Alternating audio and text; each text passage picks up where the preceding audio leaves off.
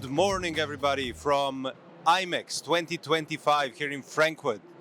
With Gorazd, we have another set of amazing Ljubljana Talks coming up today. And the first of today is with Nika Brunet from Calm Nest. Now, the reason that we kind of dragged you to Ljubljana Talks is because we want to talk about sensory overwhelmment at IMEX, at different events, and how important it is to understand this in the context of event management. Nika, welcome. Thank you first for an invitation. Happy to be here. Yes, so events like this is, let's be honest, a really big event. And the amount of people here and the density is of course very large. What everybody speaks about here is how much business are they going to sign in today, how many people are they going to meet, what's in the afternoon, is there an evening party, where are we going to eat, what's the program, but nobody's actually talking on the influence what these kind of events have on a personal, just on a very personal level. So what does it do to your sensory overwhelm? What does it do to your mental health? What does it do to your stressor levels?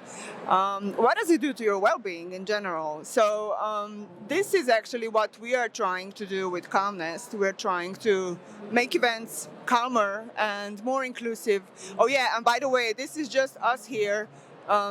Every one of 5 people has some kind of sensory processing difficulties, either ADHD, it can be autism, can be many other things. So it's probably in a group of 5, this would be me. But this is just for, let's say, neurotypical person, this is already overwhelming. So you can imagine what this means for somebody that has sensory processing difficulties. Very good point. But Nika, tell us more about your journey towards the Calm Nest. We need to learn more, about you and about your story. And of course, tell us more about Calm Nest itself. Basically, my story started quite a while ago by graduating in social work at the University of Ljubljana. I transitioned then very quickly, because I was an IT girl all my life, to corporate IT environments, and I've been working there for decent 7 years, so I do have quite a lot of experience with really multinational, multi-corporate companies from all over the world. And 11 years ago, I ended up in events quite by coincidence, and been there ever since, basically, in large-scale music events, club shows, conferences. This is basically my story when it comes to professional path. And in December last year, I actually went full circle and went back to the roots. I founded Calm Nest Collective, which is an Austrian-based, female-founded startup.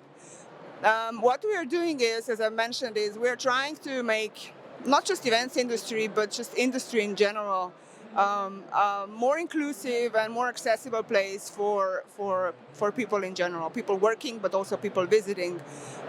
We're supplying and designing quiet sensory rooms, which are tailored to every event or office need. Those spaces come in various versions. We have pop-up solutions for events. And we have also permanent solutions for venues, for, hotels. They're just the whole area of industries, basically. So is it predominantly building the space, or what kind of tools do you use? We have a simple proposition that the organizer or a company has to provide only the space. We do everything else. So we can just have a flat space, like a flat floor. We can design everything else. We're having various partnerships that can supply either a tent, either some kind of soundproofing structure, various things also based on a company, because we are trying to have the company sustainable. So we have quite various partners from various parts of the world. Let's put it like this. So we try to minimize the transport cost. And then we do basically everything else. So we supply everything that's coming inside, furniture, sensory processing tools. What's worth to mention is that also our spaces are staffed. So we provide at least 2 trained personnel buy a space on a pop-up space in an event. So the the space is never empty. And when I say empty, of course, we are not sitting inside, but it's always somebody there that can intervene in case of somebody has either a meltdown or whatever. So it's also a very cautious thing. I think sensory overwhelmment is a thing that we see also coming in on a destination level. For instance, in Ljubljana, we have systematically been working on the amount of the sensory inputs that a person would receive when you get, for instance, into our tourist information center. Because tourist information centers can be very busy, there's a lot of noise, there can be a lot of screens flickering, all this. And we actually are working with some locally based companies that understand the problem of people with such disabilities. So alongside with mobility disabilities, with hearing or visual disabilities, sensory disabilities are very much a topic on the destination level. How do you see this being applied at events? Well, my personal experience is that events are, it's also based a little bit on a country, I would say. In the UK, this is a little bit better. In Europe, I think we're still lagging a little bit behind. But what you're saying is this is more what's happening on a conscious level. So you're actually designing an experience with having this in mind. While here, what we have is more or less finance-driven business. So the idea is, of course, to put as many people and as many stands in an as small space as possible. So what's happening here on a subconscious level, let's put it like this, there is a lot of interaction. There is a lot of conversations going on, but also on a very, as I said, subconscious level. There are LED lights that are everywhere. There is constant noise that you even don't hear. When you will hear it is if you put really sensory, like some plugs in your ears or something that are soundproof, and then you will understand how much noise you're actually in the whole day. So it's quite normal that you feel completely wiped out by the end of the day. So it's a very, very physically but also mentally demanding business or event, let's put it like this. We can feel that. Well, the red line of our discussions this year is, of course, why we have so many boring events, which is in line with what you are saying. But what would you comment on that? Boring events in a way that they are not transformative events. They do not transform the behavior of participants, or I don't know, do a revolution, maybe, So. Yeah, I think that transformation, I think that with events, I think a lot has been done.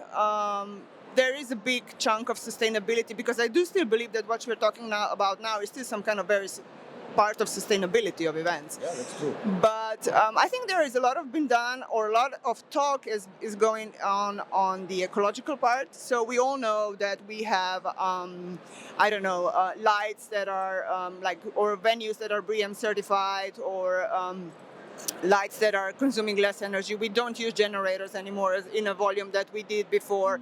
We are taking care of passenger transportation. We are measuring CO2 emissions and stuff like this.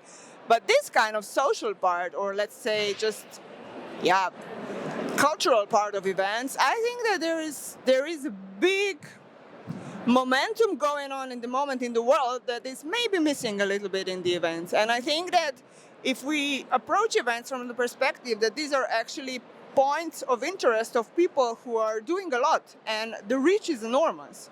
The events are here for people to learn as well. I think that we should use them in a way that they can transform mentality also, if you please. So that's what we should do with events, at least from my point. Why the sustainability disappeared from this, I would say, industry? It was a buzzword for the last 10 years, I would say, or 5 years at least, but suddenly, nobody talks about it. Is this about the politics or what? What is happening in the world, I don't know.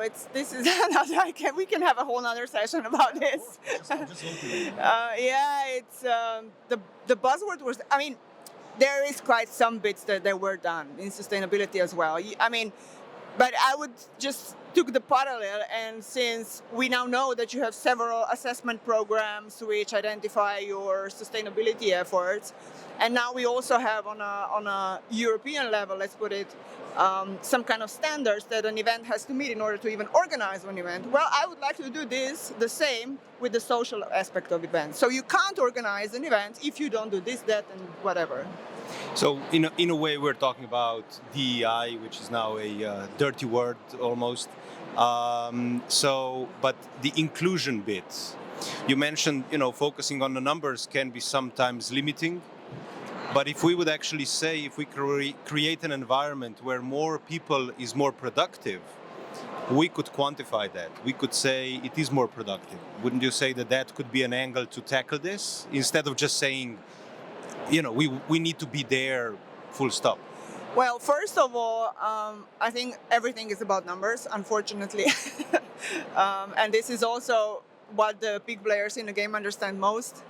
Well, the return on investment on such inclusion bit is huge. First of all, you need to understand, like I've mentioned before, 1 of 5 people is having some kind of sensory processing difficulty.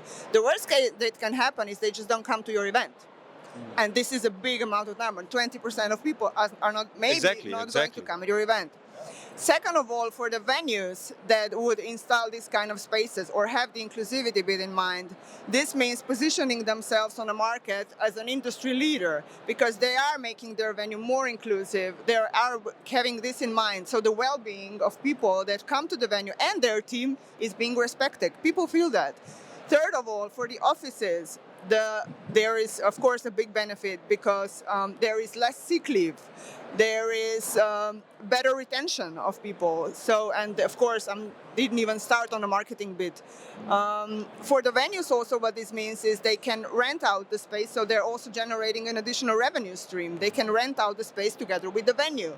They're making additional money with it. So they are really, I can really speak a lot about this, because we've done quite a lot of research how you can do it also from the return on investment perspective. Yesterday we met in the other hall, right, where there are certain spaces that are quiet spaces for work, spaces for meetings that allow you to kind of switch off, and you can immediately, hear the difference between the buzz in the main exhibition area where all of these conversations are taking place, and there's a lot of echo and all this, and to the other space which is a lot calmer. I think IMEX is actually doing a great job trying to introduce this sort of practices. Are there things that you've seen at this IMEX that have positively surprised you? I think that, we've been in contact also prior to the event. I was unfortunately too late with everything, but I think that they're doing a really big job, because let's be honest, this is just one of the events that has this kind of thing at all, because there are many events that don't think about this part at all. So IMEX is doing big strides in this matter already. So this is just my kudos to the organizers. I think also the fact that there are several panels on the IMEX itself, talking about mental health, talking about industry and mental health, talking about struggles that people have, very openly. This is something that has all my support and admiration, because I think that just this predominantly everything is fine, we're all fine, it's just not working anymore, and we need to have this conversation because people are struggling, and this is just a time that we have to just admit that this is just the case. Event industry is a ruthless industry, and it's not going to get better on itself, it's going to get worse. So it is up on us that we are in the industry, and maybe on those that can do some changes, to start really doing them and talk about this openly. Top, super. Well, you're not out of the event business, but you're still with us. But what would be your dream event to organize? If I would say there is no limitation of anything, how would you structure it? Design it? Yeah. Well, my dream event would probably get really some decision makers in an event and try to show them what can be done if an event is designed properly from the really bottoms-up perspective, and we do everything from scratch. I think what a lot of events that are already established are struggling, of course, besides finances, which are a big thing, and sponsorship and stuff, is also that they're always been doing things in a way like since forever, and changes, let's be honest, people hate change. Everybody's in the idea like everybody wants to change, but actually nobody wants to change anything because it's working and it's hard to do anything. But I think that really if every event would be thinking in a way that, okay, let's just do bits and pieces, you don't have to turn your event upside down. Just start somewhere, do little changes, and it will take you just by a nature of events, it's going to change a lot. So yeah, my dream event would really to get a lot of decision makers on board and show them that events can be a different place as well. Super. Doesn't matter if it's a festival or a conference or a summit or whatever.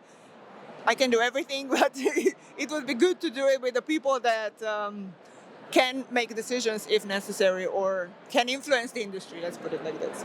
Last but not least, what surprised you in our industry and what in a positive way and what in a negative way on a daily basis, I would say. We already touched that a little bit, but maybe as a wrap-up of what we are talking about.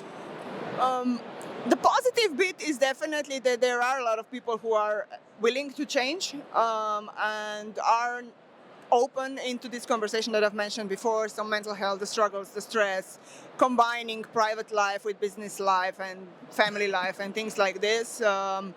Women in the industry, this is a really, I'm really happy about all those positive changes. The negative bit is that things are moving too slow, at least for me. I'm not a very patient person by nature. So I'm more of a revolutionary type. But I do understand that good things take time. And as I said, I think that it's not on events or organizers or hotels or whatever bit of the industry to really turn your place upside down. Just start with small steps and start with the meaningful steps, and you're going to get eventually there where you want to go. So we usually finish with a couple of short questions. It's a way how to kind of get to know you under the skin in a way. So the first two, you can elaborate or you can just say the forest or the sea? The forest, definitely. I'm a really plants person. I got that from my grandma. Classical music or rock and roll? It depends on the occasion. I love classical music as well. Beer or wine? Wine. Okay. Nika, thanks for being our guest and for this great insight you provide to us and to our viewers. Stay tuned. We are coming back in a few moments. And once again, thanks, Nika. Thank you so much for having me, and thank you for the conversation. It's really good. Thank you.